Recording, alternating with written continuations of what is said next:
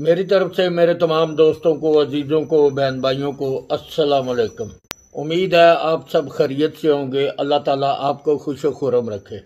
तो सबसे पहले मैं अपने जैसों की बात करूंगा, क्योंकि गरीब लोग जो हैं वो मुल्क में सबसे बड़ा इशू जो आजकल है उनके लिए वो आटा है।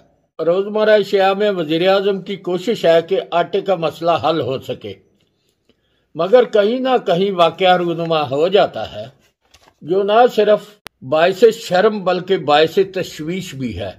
वज़ीर आज़म ने कहा कि जिनका डाटा नहीं मिला उनको रिलीफ दिया जाएगा। जो बेनज़ीर इनकम सपोर्ट में जिनके नाम दर्ज नहीं है उनके अलग अकाउंटर बनाए जाएंगे।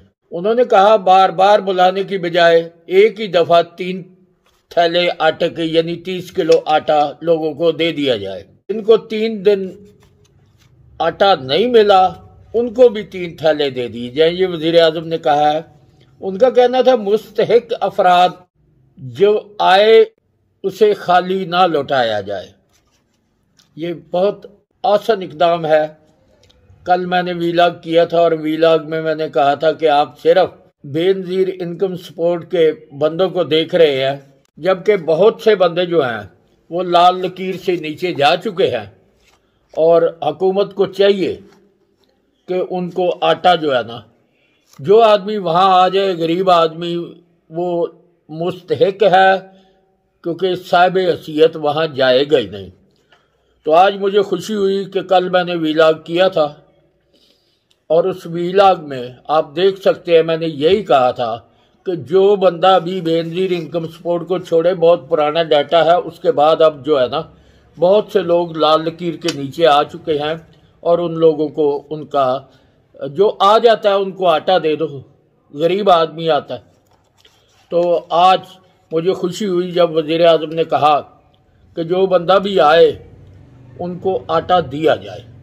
तो इसी मसले पर हादसात भी हुए। आटा लेने के लिए आई हुई गरीब आवाम है, मजबूर है बेचारे, पता नहीं यार वो किस तरह आते हैं और क्या अब उन गरीबों का अमीर आदमी अंदाज़ा नहीं कर सकता कि उसकी क्या हालत है।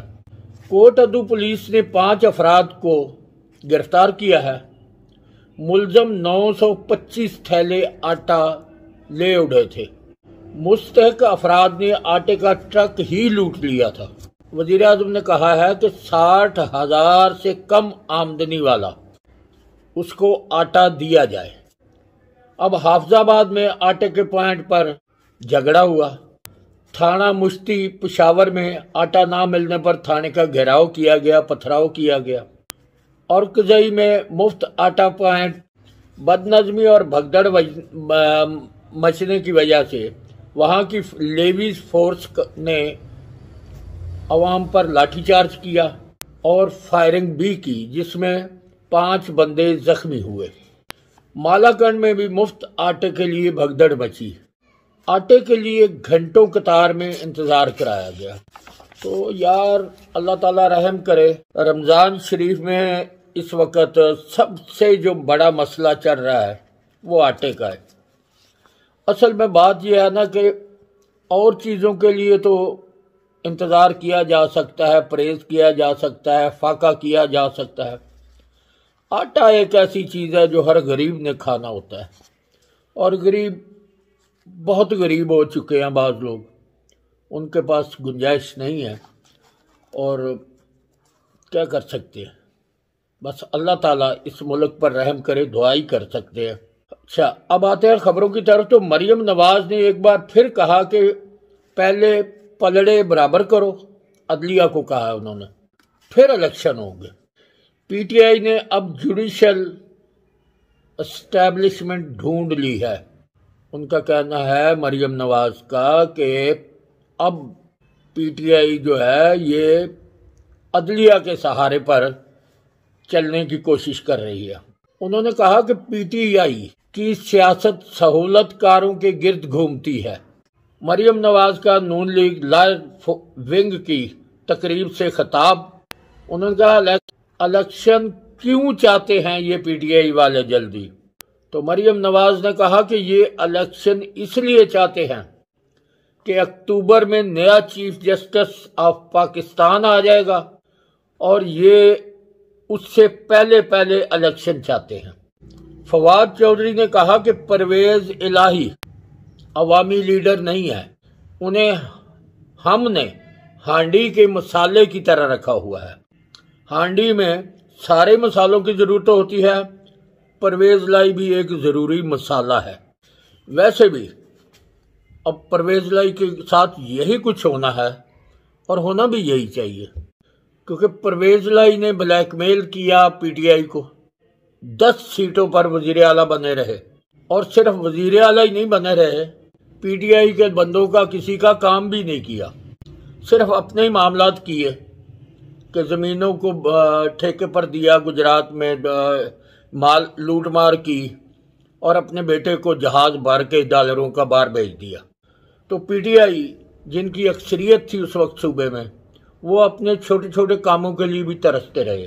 अब वैसे भी आपको याद होगा कि जब फवाद चौधरी गिरफ्तार हुए थे तो परवेज इलाही ने एक गाली भी दी थी कि अगर ये कोई 4 दिन पहले फलाना ढिंगला गिरफ्तार हो जाता तो मेरी हुकूमत बच जाती था।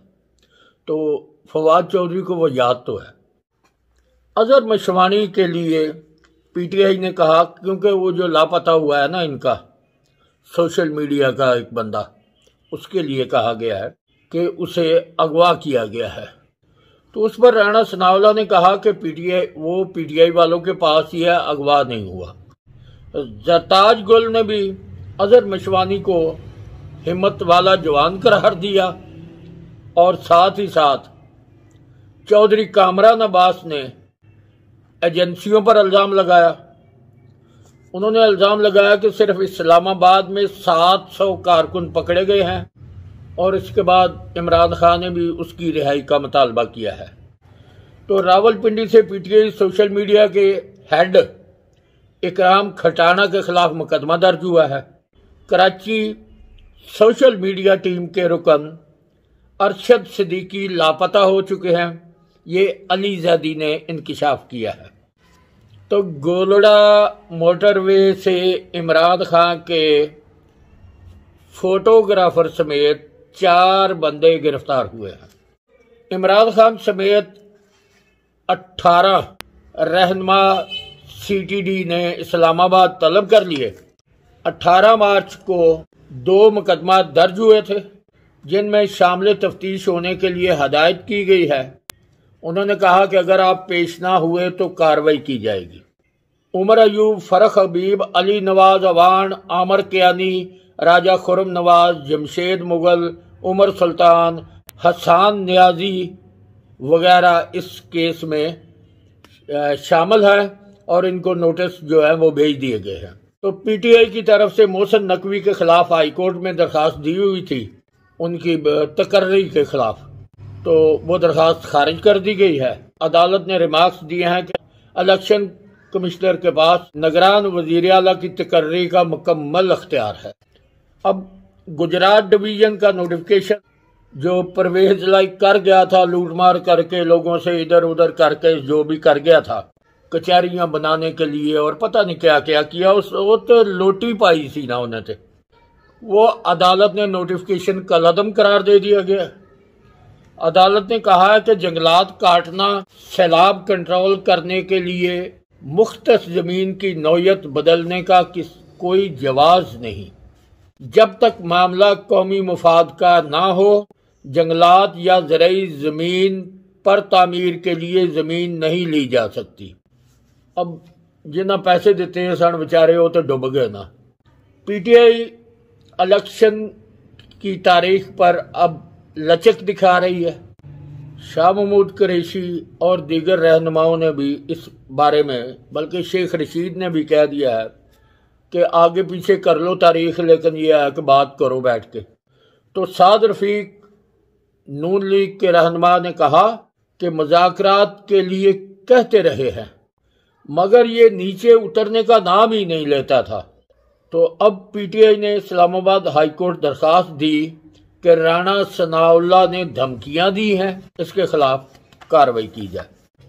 अब हालात बदल चुके हैं, मैं कम से कम पीटीआई के जो बेचारे सिर्फ शौक में फेसबुक इस्तेमाल कर रहे हैं और पहले की तरह ट्रेंड ना चलाओ, झूठ ना बोलो, इल्ज़ाम तराशियाँ गालियाँ ना दो, किसी के कहने पर मुकदमा दर्ज हो रहे हैं, फिर उसके बाद कोई बंदा पीछे नहीं आता। ये याद रखो, अपने वालिदैन से पूछो, आपके वालिदैन जलील और ख्वार होंगे। इसलिए फेक खबर से परहेज करो और ऐसे ही अपने फॉलोअर राज़ी करने के लिए या फॉलोअर ज़्यादा करने के लिए इस किस्म के ट्रेंड ना चलाओ जिनका सिर पैर ना हो, जो झूठ हो। क्योंकि ये जितने बंदे मैंने बताया है कि गिरफ्तार हो रहे हैं सोशल मीडिया के और जिनके लिए आज वावेला कर रहे हैं, चलो वो उनको तो शायद वारा खाता होगा क्योंकि वो पैसे लेते थे, तनख्वाहों पर रखे हुए थे। और कुछ आम लोग मेरे जैसे बस ऐसे ही शौक में लगे हुए हैं या अपने व्यू बढ़ाने के लिए कोई ना कोई इशू चला देते हैं। तो बराए मेहरबानी ऐसा काम ना करो, वरना फिर वो तो होगा जो हो रहा है।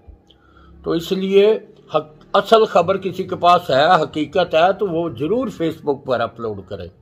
अगर नहीं है तो फेक खबरों से परहेज करें, मेरा ये मशवरा है। अब मानना या ना मानना, वैसे तो पीटीआई वाले मानते हैं ही नहीं किसी की, वो अपनी ही जिद करते हैं और उनका एक अपना ही तरीक़ाकार है। उनके साथ ज़्यादा बात करो तो वह गालियां देने पे उतर आते। ये नहीं सोचते कि हमारे फ़ायदे की कोई बात कर रहा है या नुकसान की है, बस वो शुरू हो जाते हैं। तो बहरकैफ इस मुल्क के लिए दुआ करें कि अल्लाह ताला इस मुल्क को अपनी अमान में रखे और इसका कोई नुकसान ना होने दे। ये जो आपको के बताते थे ना, वो श्रीलंका बन जाएगा, फलाना बन जाएगा, कुछ भी नहीं बनने वाला।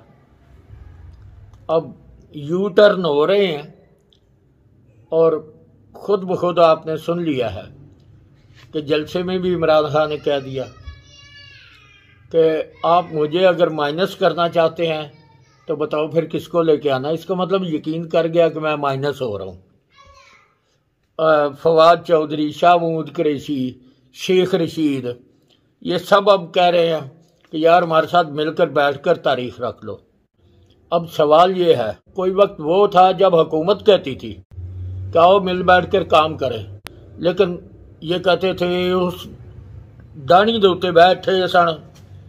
इनका ख्याल था इस डाणी यानी वो टहनी कहते हैं दरख्त की, इस डाणी दे कोई आ ही नहीं सकता जिदे ते असी चढ़ के बह गए हैं। और ये जो कहते थे फॉलोअर वोटर, आप लोगों ने लाहौर का जलसा आप देख लिया। ये आप ये देखो कि ट्वीट कर रहे हैं और ट्वीट से बता रहे हैं, और जो भी इन्होंने फेक किस्म की वीडियो या वहाँ की तस्वीर बना के तो एडिट करके उसको अपलोड किया है, तो जो नून लीग के सोशल मीडिया के वर्कर हैं उन्होंने फौरी तौर पर उसकी कटिंग निकाल के अपलोड कर रहे हैं कि ये जो फ़ोटो अपलोड कर रहे हैं ये लाहौर यादगार की नहीं है, ये फलाने शहर की है या ये पिछले यादगार के जलसे की है। तो इसलिए आपको साबित हो गया होगा कि हुकूमत के साथ नहीं टकराया जाता और ख़ासकर फ़ौज के साथ नहीं टकराया जाता, और पाकिस्तान की फ़ौज के ख़िलाफ़। ये वो मुल्क नहीं है जिनका आपको मशवरा देते हैं। आप मासूम जो है, जो तो कारीगर है उनकी तो मैं बात नहीं कर रहा, कुछ बेचारे मासूम हैं जिनको नहीं समझ के कानून क्या चीज़ है, वो बेवकूफ़ी कर रहे हैं बीच में। इसलिए आप वोट जिसे मर्जी दें, मगर ये कानून हाथ में ना लें, ना ही इस मुल्क में कोई कानून हाथ में लेकर तो वो बच सकता है। तो इसलिए इस चीज़ का ख़ास ख्याल रखें। कानून के मुताबिक आप करें, सियासत करें, वोट दें, जो मर्जी करें, आपका हक बनता है। और सही खबरें जो हैं, फेक नहीं, असल खबरें जो हैं वो आप अपलोड करें, आपका हक है। असल खबर को आपको अपलोड करना चाहिए, वो ज़रूर करें। तो ये जो प्रोपेगेंडा होता है या इंतशार फैलाना होता है या लोगों को ऐसे गालियां देनी होती हैं या ये बुरी बात है। और ये कानून हरकत में अब आएगा और आ भी रहा है, मज़ीद आएगा। और जो भोले भाले किसी के पीछे चलकर या ये है कि वहाँ पर समझते हैं कि जो मर्जी करो, ऐसा नहीं है। तो इसलिए सच के साथ जिंदा रहे, सच के साथ काम करें, उसके बाद अल्लाह के फजल से फिर कोई आँच नहीं आती। लेकिन जो आदमी झूठ या फ्रॉड या हेरा फेरी करने की कोशिश करता है या अपना नाम बनाने के लिए ऐसे गालियां देनी शुरू कर देता है लोगों को, अब वो दौर गुजर गया चीफ ऑफ आर्मी स्टाफ को गालियां देना, बदतमीजियां करनियां नहीं होगा। क्योंकि अब जब वो सियासत में हिस्सा नहीं ले रहे, इधर कोई उनका मसला नहीं है, तो क्यों भाई एक शरीफ आदमी, मतलब ये है, ये देखो यार, अंदाज़ा लगाओ, एक बंदा फौज में भर्ती होता है, वो चलो लेफ्टिनेंट भर्ती होता है, वो लेफ्टिनेंट से लेकर जर्नैली तक कितनी दफ़ा रास्ते में चेक हुआ होगा, उसके डाटे चेक होते हैं, उसकी रिश्तेदारियां चेक होती हैं, उसके काम चेक होते हैं। और जब उसको सही मुहिब्बे वतन करार दिया जाता है, उसके बाद वो जर्नैली तक और बल्कि ब्रिगेडियर से ऊपर गुजरते ही तब है जब उसकी पूरी छानबीन हो चुकी होती है। तो यार गारंटी तो है कि ये मुहिब्बे वतन है। तो सियासतदान मुहिब्बे वतन भी है, लेकिन सियासतदान बकाऊ माल भी आता है बीच में, जो दुश्मन मुल्कों से पैसे भी लेता है, फंड भी लेता है और उनके लिए काम भी करता है। तो इसलिए इन चीज़ों का खास ख्याल रखें। तो इसके साथ मुझे इजाज़त दें। खुदा हाफिज़। पाकिस्तान जिंदाबाद।